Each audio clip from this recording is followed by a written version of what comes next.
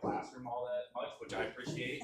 So we're going to let him talk. He was supposed to do the evening meeting, but we had to cancel from snow. So our new high school basketball coach, Dave Wirtz.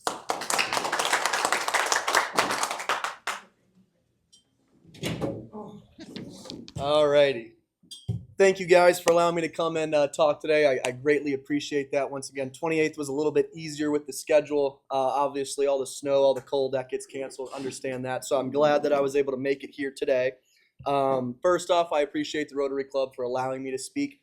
It's interesting because as a teacher, you know, as a social studies teacher especially, Tristan can attest to this. I actually student taught Tristan back in the day.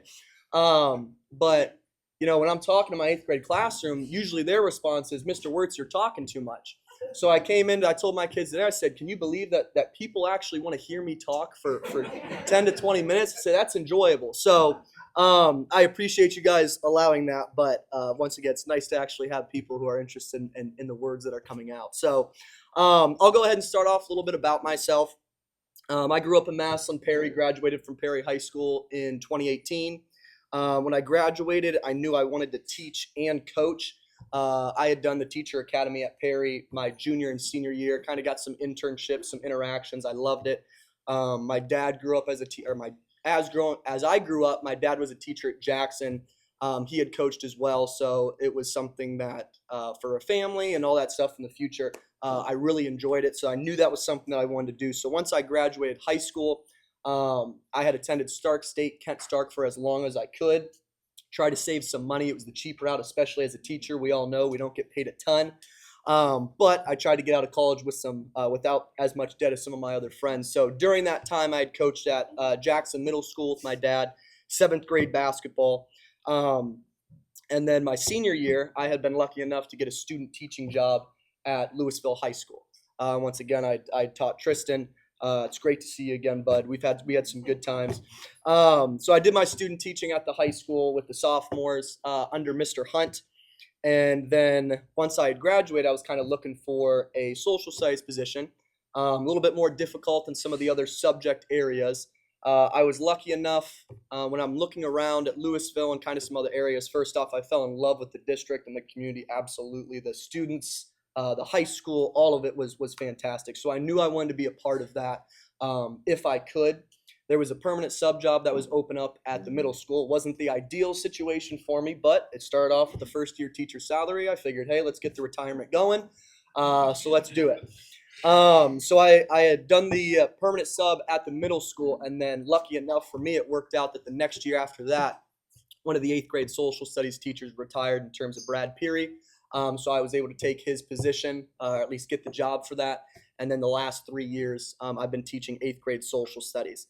After the interview process, when I got the permanent sub position, I had gotten a call about an hour after my interview.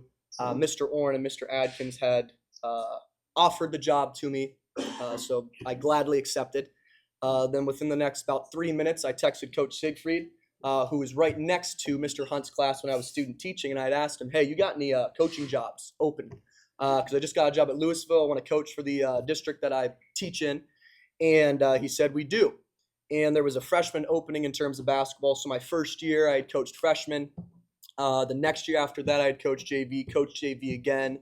And then lucky enough this year, I had been able to fill in for Coach Siegfried as the head boys basketball coach. And then in 2023, I moved to Louisville. The drive from Louisville to Perry and constantly coming back and forth. Practice ends at, school ends at 2:40, practice at 4:30. I got to drive home 25 minutes to let my dog out, drive 25 minutes back. I'm like, you know what? Let's just spend the money and buy a house in Louisville. Why not be connected to the community? So absolutely. So purchased a house here that allowed me to be closer to the school, allowed me to be closer for sports. And it's been a tremendous, tremendous decision of mine. I'm very, very happy that I did that. So it's been 3 years now. I've been a member of this community, not only as a teacher, but also living here as well, paying my taxes and all that good stuff. So in terms of my path to coaching, it all started honestly with my father. He had coached under Larry Taylor at Jackson back in the heyday with the Jamie Bosleys and all those guys. So I remember as a young kid going to those games, falling in love with the atmosphere, falling in love with the environment. And that ultimately, once again, led to my desire to be a teacher, my desire to be a coach. So then once again, fell in love with basketball at a young age. I realized quickly once I got into high school, the pros is probably not going to be in my favor. I accepted that pretty early on. College basketball maybe could have been an opportunity for me, but once again, I wasn't getting a full ride or anything like that. So I decided to still keep my love for the game out of high school with doing that with coaching. So once again, coached 4 years at Jackson Middle School. This is my 8th year coaching now, which is crazy to me because once again, it's my birthday today. Don't need happy birthdays. Don't need any of that stuff. I do like Texas Roadhouse. If anybody's interested in that, I'm joking. But I'm 26, and it's like, man, you're 26 and you're already on your 8th year of coaching, and it's like, wow, it's been a real turnaround going from middle school to freshman to JV to varsity. I've coached at all those levels so far, which has been a phenomenal experience, especially with having to run the youth grades 2nd through 6, as well as K through 2 in terms of camps and clinics and things like that. That's the thing that I've really benefited from going throughout all those levels is being able to interact with kids on a different capacity. Obviously, varsity players are a little bit different than 7th graders, who are a little bit different than 2nd graders. But being able to adjust to that has been a huge benefit to me. So once again, right out of school, I started coaching, knew this was something I loved, wanted to continue, and then May in 2025, I was blessed enough to be given the opportunity to lead this basketball program, group of young men, as the next head coach after Coach Siegfried. In terms of the coaching staff, and that was kind of the part that I was getting asked during the interview process, they kept asking, who's your staff and you're interested in? And I'm like, man, I got to figure out who's interested in coaching with a 25-year-old, right? And there was a couple of people I had in mind. Obviously, my father, who is still coaching at Jackson, he's been teaching for 38 years. Every time I tell him, hey, you can retire and give me a little bit more time towards the basketball program, he says, I love it too much. I got another year or two in me. So I was able to get him on staff. He kind of helps out with all the levels where he does. He's a volunteer coach, which I've greatly appreciated his wisdom. I've coached with him in the past. It's exciting because I don't know if any of you guys have coached in the past or had any interactions with your parents, but man, I will say it is fun to be able to tell my dad what to do, and he's got to listen. So there's been some times where I've learned, like, hey, I get to tell you what to do now as compared to telling me what to do. So that's been fantastic. I think he's still learning parts of that as well. Coach Meister, Drew Meister, had come on staff a little bit about halfway through the summer. We had already gotten some stuff active. He had an opportunity to be a head coach somewhere else, and he had gotten hired at Louisville City Schools. So Terry Horn had said, hey, you might as well reach out to him. Worst that he's going to say is no. I'm thinking, once again, who's going to pass up a head coaching opportunity to coach with a guy my age? But he was willing to. So he's been a great addition to the staff. He's kind of handled the offensive parts of this year. I handle more of the defensive parts of this year. So it's been good learning from him. He's had head coaching experience. He's coached at the college level. So it's been great to be able to learn from him. The only staff that I returned from last year was Coach Corey Perez. He had been my assistant my freshman year. He had been my assistant when I had coached JV. He was coaching freshmen. So he's used to the expectations. He knows the kids. He knows the style. He knows the culture that we want to build. So he's been another great addition to the staff this year and making sure that he stayed here with me. It's weird when you're, I'm hoping a couple more people come back, but obviously if the freshman coach is staying and then the JV coach is also, you got to fill those positions as well. So I was able to fill the JV position with Derek Bailey, whose son was senior last year in terms of Devin Bailey. So it was great to get him on staff. I had coached AAU with him in the past. Knowledgeable guy, a little bit up there in years in terms of Coach Meister, Coach Bailey, and my father. But that's what I need as a young guy. I wanted to surround myself with some older veteran coaches to be able to learn, get some experience, grow as a young coach, learn. I wanted people who were going to challenge me. I did not want yes men. I wanted people who were going to push me as a head coach, push our kids to allow us to get better. And then freshman coach, I filled in Trent Dagenhart, who the year previously, excuse me, the year previously had been the 8th grade coach. So same thing, he had been in the basketball program.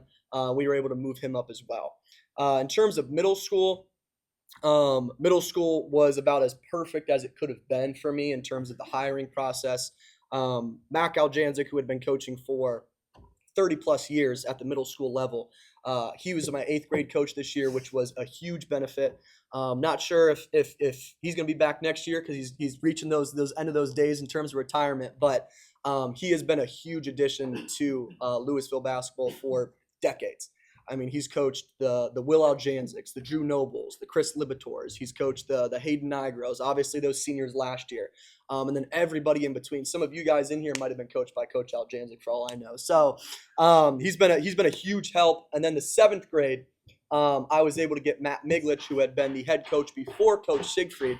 And it's pretty easy to say, hey, previous head coach, is he qualified for a 7th grade position?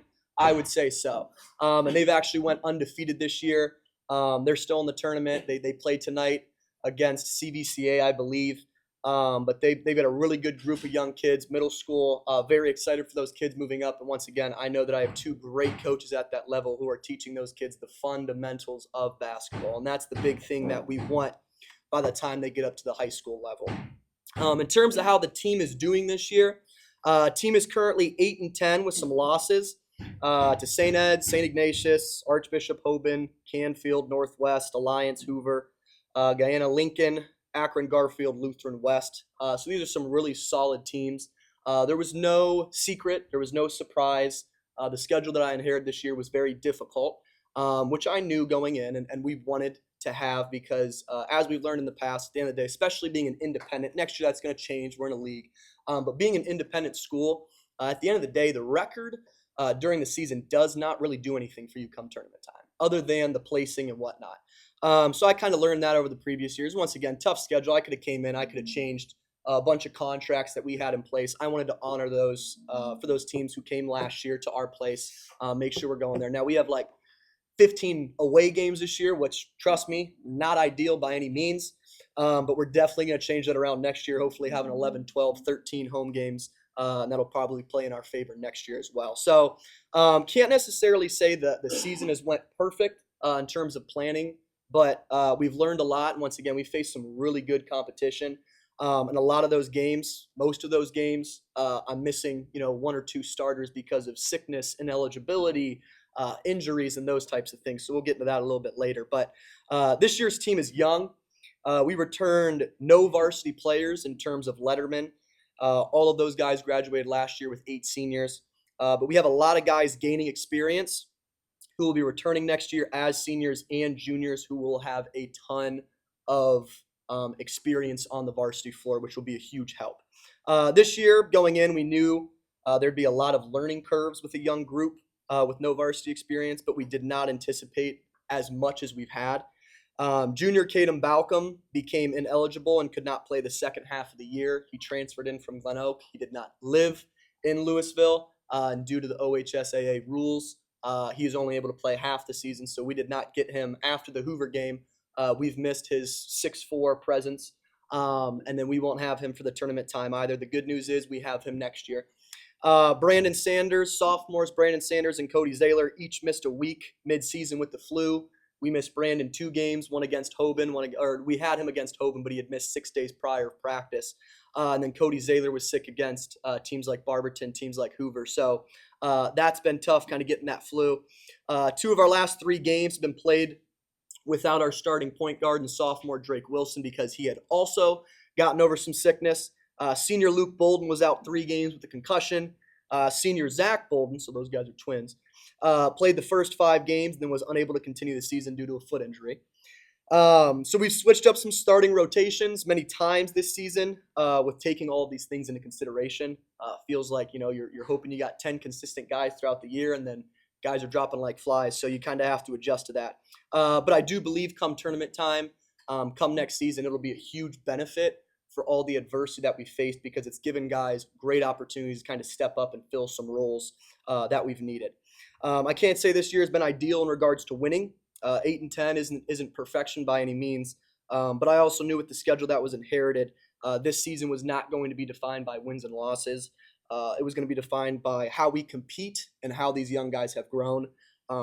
They've done a great job in that. And once again, there's some frustrations, especially for the sophomore class. They've kind of had winning years all their lives, and now you're putting in as sophomores. on a varsity level. Some of these guys are starting. We got 2 or 3 sophomores starting currently, and they're kind of realizing the physicality, the speed of a varsity court's a little bit different than it was in 7th and 8th grade and freshman year for them. So they're doing a great job in all of that and learning. But this would also explain why we've seen so many different faces at the varsity level. If you guys have attended a game, you're probably thinking like, I haven't seen that kid. Who's that? We got 3 kids who are out today, so we've kind of had to plug one in there. But the kids are doing a great job of stepping up and filling those roles when we need them to. In regards to the expectations this year, big expectations is gain as much experience as possible and allow these young guys to grow. We want to play for a district championship and still win. We believe that we can still get there. We kind of had a come to Jesus moment over the last weekend. On Monday this week, we kind of regrouped. We don't have our next game until next Tuesday. So it's given us some days to kind of take some time, rediscuss our goals, rediscuss what we can improve on, what we can focus on, what we as a staff can do better. So the kids got to voice their opinions on that. And it was funny as I asked the question, like, what as a staff can we do? I'm telling you, for like 30 seconds straight, these kids are quiet. And I kind of reiterated them, like, I'm letting you guys know right now, I didn't have any coaches in high school give me the opportunity to tell them what they can do better. Take advantage of it. And the kids start letting some things out. So, which is good. Once again, I'm a young coach. I want to know what we can do to give these kids the best experience, put them in the best position to win. And I feel like it's important to allow players, even if they're in high school, to voice some of those opinions because, once again, it's important that they're heard. So once again, goal this year is still going to be a district championship and win, despite all the injuries, despite all the sicknesses, despite all those players no longer being able to play, despite the losses we faced this year. I still believe in the group of young guys that we have, and they believe in each other as well. In that same capacity, we kind of discussed this as well. It's our goal is with a young team to still give these seniors the best possible year that they can have. With 2 of those seniors currently being hurt and one of those seniors being out the rest of the year, it only gives us Colton Norris and Gabe Stouffer to kind of give that experience, give those opportunities to. But we agreed as a team once again that as sophomores, as junior, we've got 1 freshman in terms of Noah Ickes who plays with the varsity in practice that we owe those guys to give them the best possible year that they can as well. Because at the end of the day, those seniors and those sophomores have about the same amount of varsity experience based off the last couple of years of our successes. It's been hard to move some guys up and give them those minutes. So, and those seniors also understand that their goal is to help these young guys in their future as well. So that's a positive for their team. We've got a really good group of kids. Other expectations, go through our challenges and adversity as a unified team. This year with everything going on, it's been very easy to kind of separate each other and kind of start to get in those clicks. Basketball season's a really, really long season, especially for those football guys who literally come right out of football and then 2 days later they're at varsity tryouts. Basketball goes from, open gym start in October, but it goes from November all the way into March. And as we saw last year, sometimes even a little bit later than that. So they've done a good job of understanding it's a long season, but we got to stay unified. We got to stay together if, once again, we want to reach those goals that we have towards the end of the season. So in regards to upperclassmen, kind of giving you guys a feel for some of these players, these are the guys that I would have started at Louisville with when I had coached freshmen. So I've actually been able to coach these guys for 4 years now, which has been a blessing. Very, very special place in my heart. Great group of guys. We started off with 9. We've made it down to 4 now. Over those 4 years, a lot of those guys have gotten injuries. Some of those guys have moved out of the school district. But I've been very lucky to have seniors, this group of seniors specifically.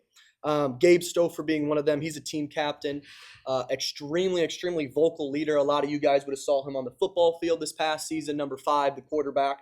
That success and the leadership that he had in football transferred perfectly over to the basketball court. Colton Norris is also a team captain, and if you guys know the Norrises, or Colton Norris, he's a pretty quiet kid. So not as much vocal as Gabe, but he leads through example. I mean, one of the most coachable kids that I've ever coached. Never one to talk back, never one to be upset. He's sacrificed for 4 seasons. He's done a great job of helping this group of guys.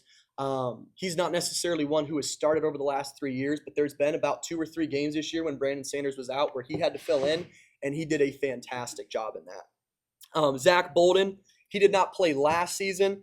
Neither of these Boldens did, but he returned this year. And it was unfortunate. He got to play about the first 5 games, injured his foot, and now he's out for the season, which is tough. But he has done a great job of being positive, still being a leader, even though he's not able to play, helping out those younger guys. So it's been a bless to have him still around. It could have been very easy for him to say, "I'm hurt. Senior year's out. I'm gonna go home. This is up." But he's done a great job of sticking in it and helping those guys out. Luke Bolden also returned this year. Did not play last year either, but was very, very happy he came back for his senior year. He got a concussion. I believe he should be back by Tuesday. I actually think he's coming back today, hopefully. Knockdown shooter, great kid. He should be able to give us some more offensive weapons here now that we're getting some guys back, so that'll be a huge help on that. In terms of underclassmen, we got Junior Cohen Rogers. He is currently our leading scorer. He's the guy that you guys, if you've been watching the basketball games, gets face guarded and grabbed on a lot. So he's doing a great job of being a leader, not only in scoring, but he's also one of our highest assist leaders. He guards the best player every day. We work that kid like a dog. And I feel bad for him, but he knows his role. He's ready to step up for that. And once again, he's going to be a huge help come tournament. He's going to be a huge help returning him back next year, especially being that leading scorer. Another junior, Colton Doherty, physical player, played linebacker in football, does a great job in terms of rebounding, defense, being that physical presence out there. Probably our most physically ready varsity basketball player coming into the season based off those football workouts. Max Matty is also a junior, knockdown shooter as well. He started off on JV this year, got moved up. Once Caden Balcom was out, he got in the varsity rotation, started a couple of games. So he's helping us out offensively as well. Junior Caden Balcom, this would have been the one who's no longer eligible this season. He was our second leading scorer. Great offensive threat. He's kind of a 3-level scorer in terms of the pull-up, drive, and 3-ball. He's 6'4", so that helps. And once again, when we were starting to figure out offensively, starting to click. It was the Hoover game where it was like, okay, we definitely see what we got here. He's no longer able to play, so it's kind of it's almost like a reset in the season, moving some guys to different positions, having to switch up some offensive things. We're still trying to figure that out. But once again, that will ultimately help us in the long haul. I do believe that. Sophomore Drake Wilson, starting point guard, absolute competitor. Kid is tough as nails, man. I know that anytime we go into a game, that kid's ready to go to war. And as a sophomore, it's exciting because there's another group of guys who had previously graduated when they were sophomores. There were some people who were like, those guys got an edge to him. That Bo Siegfried's got an edge to him. And I see those very, very similar traits in this sophomore class as well with Drake Wilson in comparison to that. Whether or not Drake Wilson becomes Bo Siegfried, I'm not necessarily interested in that. I'm fine with Drake Wilson becoming his own player, but he definitely shows flashes of Bo this season as a sophomore, which is great because, once again, that's somebody I hope to return for the next couple of years. Another sophomore, Brandon Sanders, started off as our 5 this year. Once Balcom was ineligible, he moved to our 3 spot, so now he's handling the ball a little bit more. He's in some different positions offensively. He's a sophomore. Now he's getting guarded by not necessarily bigger and slower guys. He's getting guarded by their best athlete. So he's kind of been frustrated this year in terms of learning that. But once again, now that he's kind of put in a position where he has to handle the ball a little bit more, he's starting to show flashes of Braden Gross. All right, and once again, I know we love BG from last year, so I'm hoping we can get there. Same thing with Drake, though. I want Brandon to become his own player, do his own thing, but he shows flashes of great capabilities as a sophomore. And when he has a bunch of turnovers or whatnot, you see his head go down. And the other day when we faced St. Ignatius, he actually had like 6 points. He was down in the dumps. He's like, man, I only scored 6. And I told him, I said, you had 8 rebounds and 9 assists. You almost had a double-double without any points. Like, that's against a team like St. Ignatius as a sophomore. That is something that you need to hang your hat on. So I think these guys are learning, once again, it's not always about the points. It's about how else we can help our teammates. And he's doing a really good job of growing throughout the year. Another sophomore, Jake Baker. He started the last couple games. Physical, big. He's also a football player. His mom is a teacher in the district in terms of Tony Baker. Really tough kid, really coachable. He's done a great job of doing what we've needed him to do. He's not one who's necessarily going to come down and do a pull-up 3 or anything like that, but he's going to battle battle for rebounds. He's going to get his putbacks. He's going to handle his stuff on defense. And as a young team, that discipline, those attention to small details, he does a great job in doing that. Another sophomore in terms of Blake Carr has developed tremendously as a guard this year. As a freshman, he was a guy that we knew needed a decent amount of development. He put in so much work this offseason in terms of summer. He's done a great job in terms of JV, so we gave him an opportunity for a couple of quarters to move up, and he's proved effective in that. So that's a huge hope for us that next year, once some of those guys are juniors, they'll definitely have that experience and be able to help us out, so we don't have to go through another transition of years where it's like, hey, I'm getting no varsity guys with any experience. Next year, we're not going to have that issue whatsoever. Another sophomore in terms of Cody Zaylor, phenomenal all-around athlete. Plays football, plays baseball, plays basketball. In my opinion, and you guys are Louisville people, so you guys all have your own opinions on who the best athlete in Louisville history is. I do believe Cody Zaylor has the talents to be in those types of discussions. He's done a great job. He's played a little bit more JV. The thing that really stunk with him is he started off the year within our first scrimmage. He twisted his ankle and was out the first month. So all that time we're putting in offense, all that time we're doing those things, he's out. Then right when he's starting to get into it, get back in the groove, he gets sick. He's out for a week. And if you've ever coached basketball, you know if there's sickness during the season, man, it's almost like you're reset. You come back after those 3 days of Christmas, kids pick up a ball, it looks like they've never played basketball before. So we're getting him back in the groove of it. He's starting to get back to his regular self, hoping for that athletic ability to be able to help us out come tournament time as well. Sophomore Chase Wilson, brother to Drake Wilson, brother to also Owen Wilson, who plays football. Chase is also, it's weird, you talk about these Wilsons and the word gritty and competitive applies to all of them. He is extremely gritty come the defensive side. He's also learning to be a leader on the JV level. He gives us that scout when varsity is going against them. He tends to guard that best player, kind of like Cohen had done to, or Ashton had to do to Cohen last year and things like that. So that's helping him grow. It's seeing huge strides in the right direction with him. So that's been very exciting to see. And then the last one in terms of our varsity practice, we've got a lot of freshmen, but I'll touch on this one here. Noah Ickes, he is a freshman. He practices with varsity. About a 6'4" freshman. He can do it all. All right, he can shoot the three ball. He can drive. He likes to think that he can dunk currently. I still think he's got a little bit left there. But super competitive kid. Matt Galjanzik did a great job last year of teaching him to be a leader in terms of his ability, but also being a leader in terms of how to help his teammates. And now he's at the varsity level in terms of practices, and he's getting that experience as well. He's currently out with a back injury. Surprise. But we're hoping that if it all works out in terms of the health, we obviously want to make sure he's good before coming back. We hope to have him back this year, but if he's out the rest of the season, then that's someone where once again in the summertime we'll work on those things to get him ready as a sophomore. All right, so next year, the good news is, and I'll be wrapping up here, we will return all 5 starters next season, which is fantastic as long as those guys still want to play for me, as well as many other varsity guys.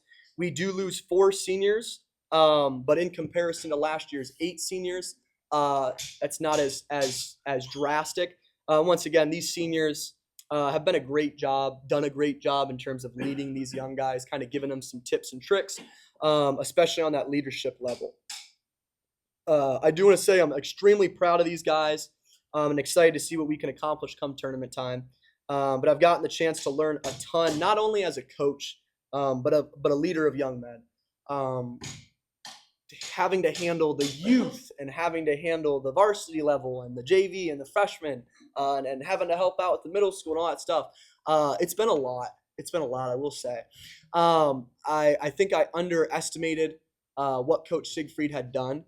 I'll be honest with you. I think a lot of us in Louisville underestimated what Coach Siegfried had done. But I will say I appreciate him protecting us assistant coaches when he was head coach in terms of all the chaos that he had to handle. Now that I've kind of handled that chaos, I do feel like in terms of the best position for the job, I do feel like I am that person. The good news is, I I guess some of you guys will agree with me on this, some of you won't. The good news is I'm not married and don't have kids. So I got a lot of free time on my hands to give this basketball community and school a lot of my time. I've only got a dog at home in terms of Smokey. He does good. We play. But I spend a decent amount of my time after school still handling some other things. But I know next year with having that experience as well, not only the kids having the experience, me having the experience is going to help out drastically. So we hope to make it the most enjoyable year for our seniors as well, who we will greatly miss. But at the end of the day, our team goal is to still work and do our best to bring Louisville a district championship again this year, or at least compete for one. We've got some things to clean up before then, but we hope to pick up our momentum back up next Tuesday against Central Catholic. All right, thank you guys.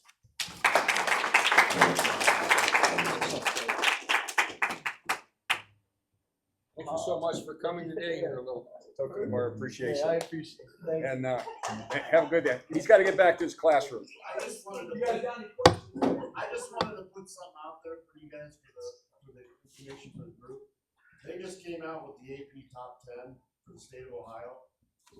5 of the teams that are in the top 10 are on our schedule, and 3 just outside the top 10 are also on our schedule.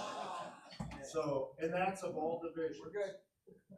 Thank you for that. I know the statistics. Yeah, it literally just came out here. Just like I think it was Sunday or Saturday. We just played 2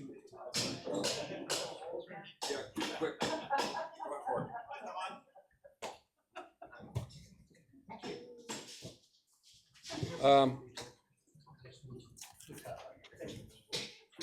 Thank you, Dave.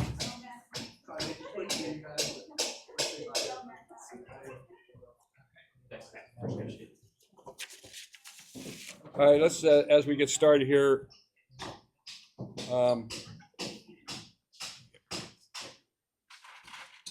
Yes, sir.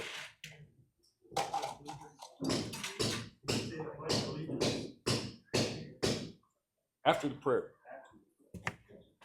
All right, let's bow our heads. We are grateful, O Lord, for the beauty of this day and for your presence with us up to this time of Rotary Fellowship. We commit this meeting to you and seek your blessing on the food and our fellowship. Thankfully, we pray. Amen. Let's stand for the pledge. I pledge allegiance to the flag of the United States of America, to the republic for which it stands, one nation, under God, indivisible, with liberty and justice for all. And the 4-way test: is it the truth? Is it fair to all concerned? Will it build goodwill and better friendship? Will be beneficial to all concerned. Thank you. You can have a seat. Thanks again, David. All right. Do we have any happy dollars? We're going to run through this very quickly. I have one. I gotta find it. Okay, go ahead. Senior night for the girls basketball team. Okay. We have 3 seniors tonight. Mabel Kiko. Mabel Kiko, Maggie Baker, and Michaela South.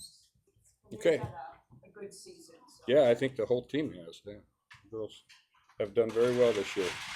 Do we have a song? Yes, we do. Okay. Is it a quick one? It is a quick one. It's also, we should know it, but if not, the words are on your phone. It's Winter Wonderland. So let's stand and sing because it is a winter wonderland.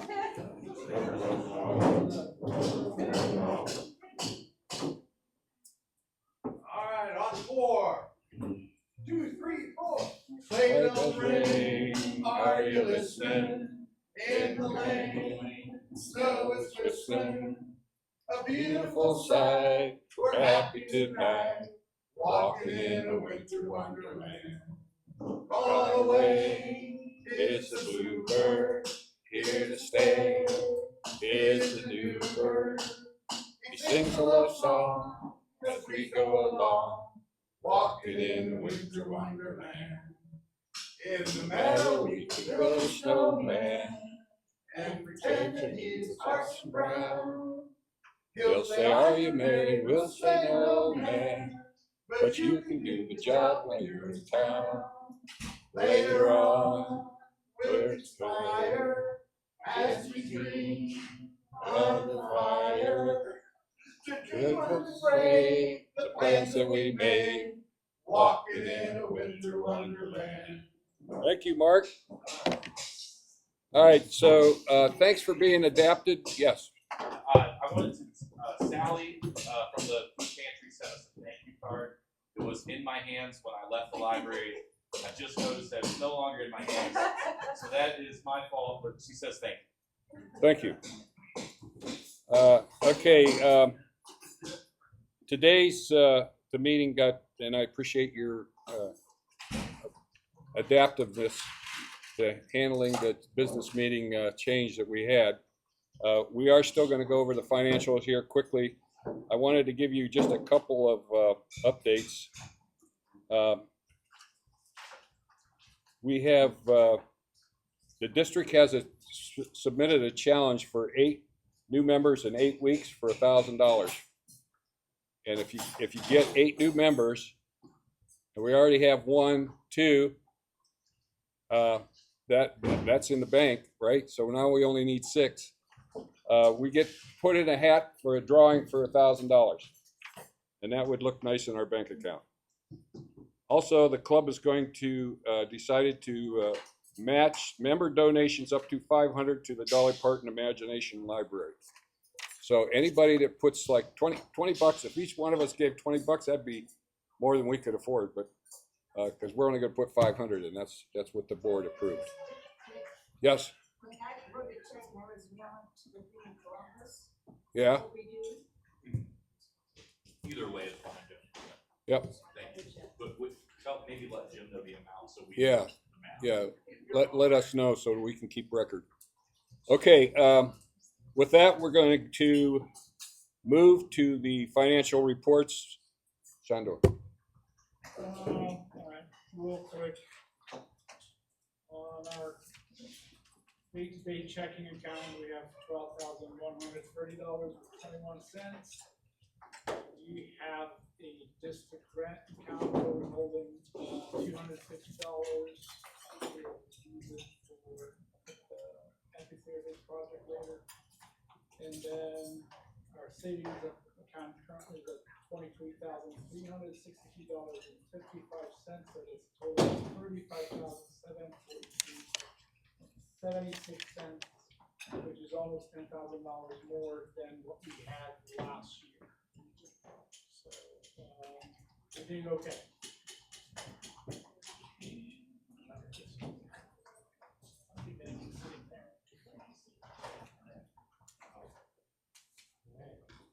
Any questions? All right. Yes.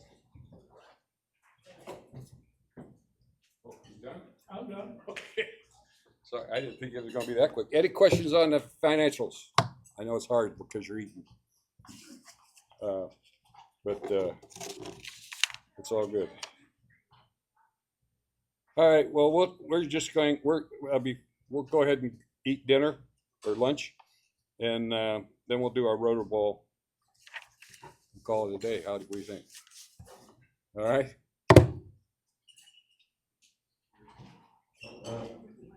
Good to be back in Louisville from Hilton Head, but I can't do it with a straight face. Sorry. Not in Hilton.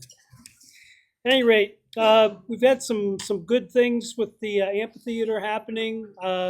Yesterday, I got 2 commitment checks for $1,000 apiece for the amphitheater, and another member from our club gave us a check for $100 today.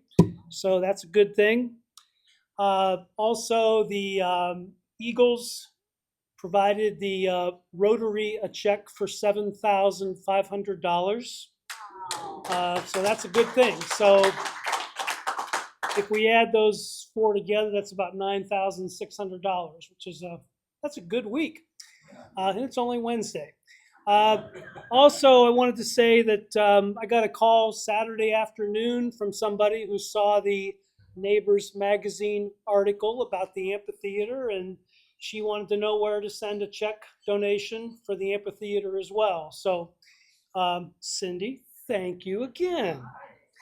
And just an update, we're still working on a couple of grants, the T-Mobile grant for $50,000. We're hoping to hear something by, what do you think, March?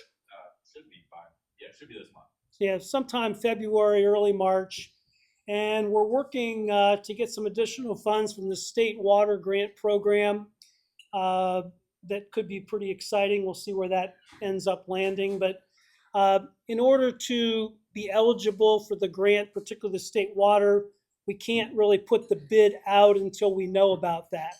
So we're probably looking at another 2 to 3 months until we get an answer from that, because if you start to put the bids out for a job, the government assumes that you have all your money, and pretty much it's null and void if you want to try to get additional funds. So we're going to wait. If we could pick up another $50,000 or $70,000, that would be a good thing. Right now, we're right around $452,000 raised, so that's a good thing, and hopefully we'll even get a little more. Any questions? Going once, going twice, Thank you, Randy. gone. You're right, it was a great week. Okay, couple things from the board meeting yesterday. We have 3 job openings for the board for 26, 27. And we're looking for people that would like to participate in the board. And the 2 at-large openings and a Sergeant of Arms. Thank you. I wanted to say sheriff. It wasn't the right word.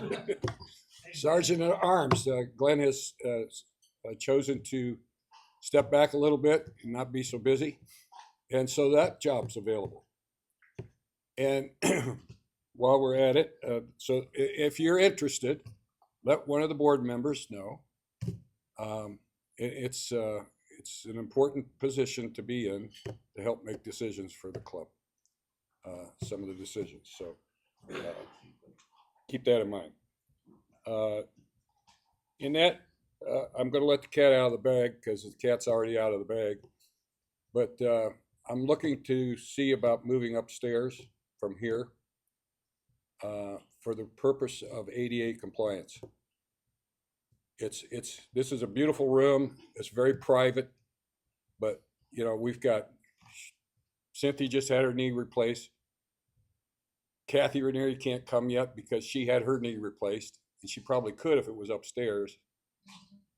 Kevin Murphy, who's in a wheelchair, is director of the Y, has to park up here back in the back and come down this long alley behind.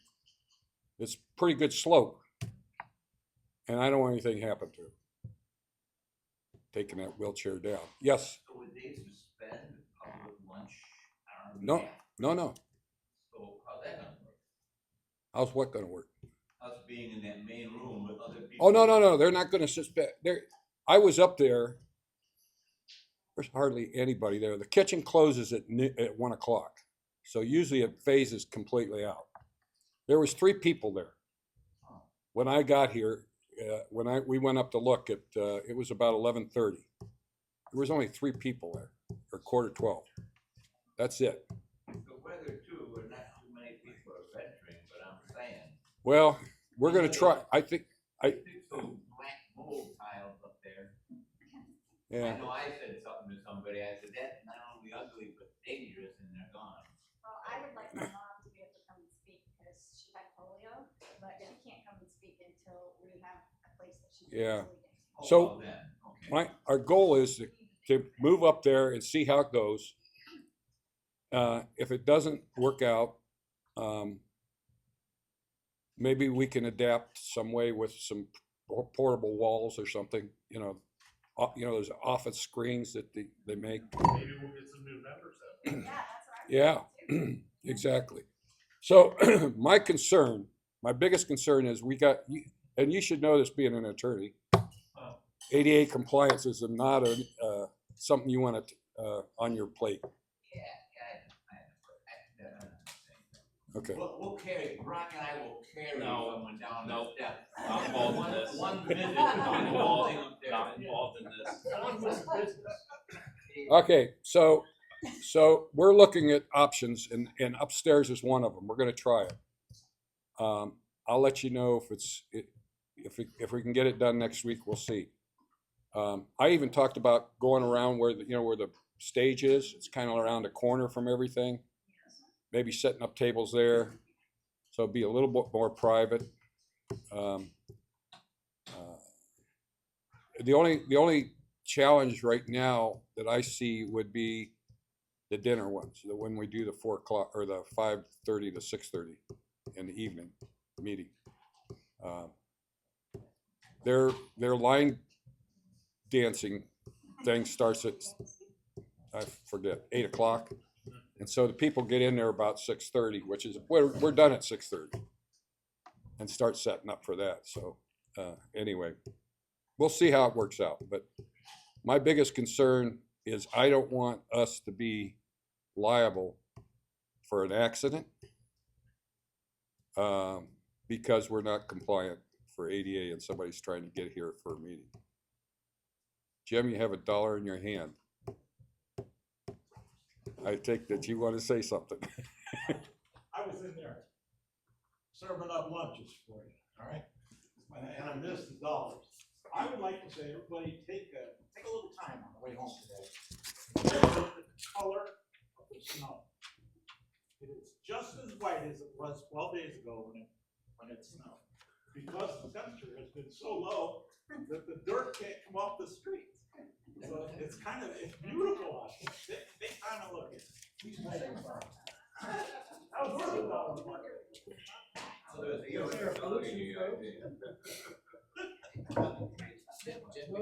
$1. Rotoball. Thank you. I just put my hand on it. Can I, after you rotoball, can I make a quick announcement? Yeah, Okay. go for it. Oh, right now? Okay. All right. I just want to let you all. Okay. All right. My fellow Americans. No, but I wanted to say, this spring in May, I turned 85. So, yeah. Anyway, I've been a member of this club now for 18 years. And actually, I go back to the early Jacksons, Cy Jacksons, and Jerry Jacksons, and the other stuff. Jim knows who I'm talking about, some of the people who live in the community for a long time. So at this point, I think it's time for me to retire. And I'm going to miss you all a whole lot because I really have enjoyed my time. And I always have great respect for what you have done in the community and the time that you've worked and the time that you put in, all of you. It's just been an amazing group. I had the pleasure of being president for during the COVID thing, and the whole world stopped, but we went on and we got through because of your people. You were willing to change. You came online. I was treasurer for 2 years, for 2 different terms, and went through that service type of thing. In my spare time, I helped build a college for you that one of our speaker alluded to at Stark State. And that was one of the team I served on for over 33 years. So service above South is your motto. And I have just been proud to be with you. I want to say thank you. And just at this point, I'm going to just quietly go up and retire quietly. So take care. On behalf of the club, I'm sure we're going to miss you. But don't be a stranger. We're still here. Bob, you keep your flag out.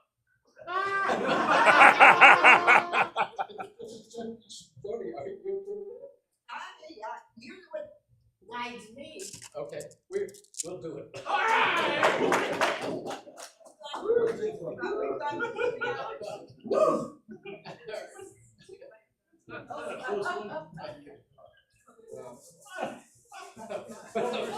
If you want to see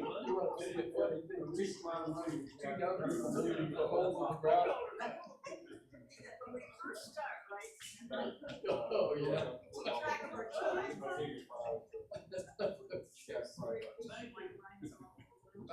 Thank you, everyone. Meeting adjourned.